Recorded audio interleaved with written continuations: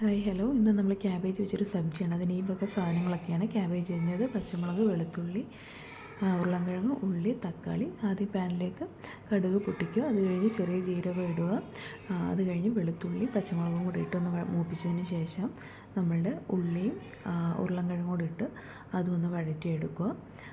എന്നിട്ട് നമ്മൾ അത് അടച്ച് വെച്ചാണ് വേവിക്കേണ്ടത്. ഈ കറിക്ക് നമ്മൾ ഒട്ടും തന്നെ വെള്ളം ഒഴിക്കുന്നതല്ല.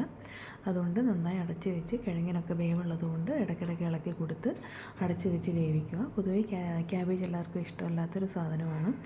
അതിൻ്റെ സ്മെല്ല് കാരണമാണ് ഇഷ്ടമില്ലാത്ത. അപ്പോൾ ഈ രീതിയിൽ നമ്മൾ സബ്ജി വെച്ചാൽ അതിൻ്റെ ഒരു ബാഡ് സ്മെല്ലുണ്ടാവില്ല.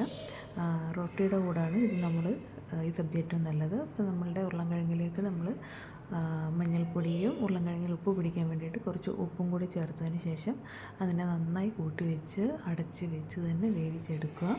അടച്ച് വെച്ച് വേവിച്ച് ഉരുളൻകിഴങ്ങ് വെന്ത് കഴിയുമ്പോൾ നമ്മളതിലേക്ക് അരിഞ്ഞ് വെച്ചിരിക്കുന്ന തക്കാളി ചേർക്കുക. തക്കാളി നന്നായി അതും ഒന്ന് മിക്സ് ചെയ്തതിന് ശേഷം നമ്മൾ അരിഞ്ഞ് വെച്ചിരിക്കുന്ന ക്യാബേജ് ചെറുതായിട്ട് അരിഞ്ഞ് വെച്ചിരിക്കുന്ന ക്യാബേജ് അതിലേക്ക് ചേർത്ത് ഇതെല്ലാം കൂടി നന്നായി മിക്സ് ചെയ്യുക.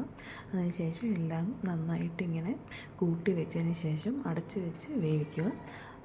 നമ്മൾ ഇടയ്ക്കിടയ്ക്ക് ഇതിനെ നന്നായിട്ട് ഇളക്കിക്കൊണ്ടിരിക്കണം. അത് കാരണം നമ്മൾ വെള്ളമൊന്നും ഒഴിക്കാത്തത് കൊണ്ട് ക്യാബേജിനാണെങ്കിലും കിഴങ്ങിനാണെങ്കിലും എല്ലാത്തിനും വേവുള്ളതാണ്. അപ്പോൾ അതിനെ ഇങ്ങനെ കൂട്ടി വെച്ച് തന്നെ അടച്ച് വെക്കുമ്പോൾ ആവിയിൽ അത് നന്നായി വേവുകയും അതിൻ്റെ സ്മെല്ല് വഴലും തോറും അതിൻ്റെ സ്മെല്ല് ഇല്ലാതാവുകയും ചെയ്യും.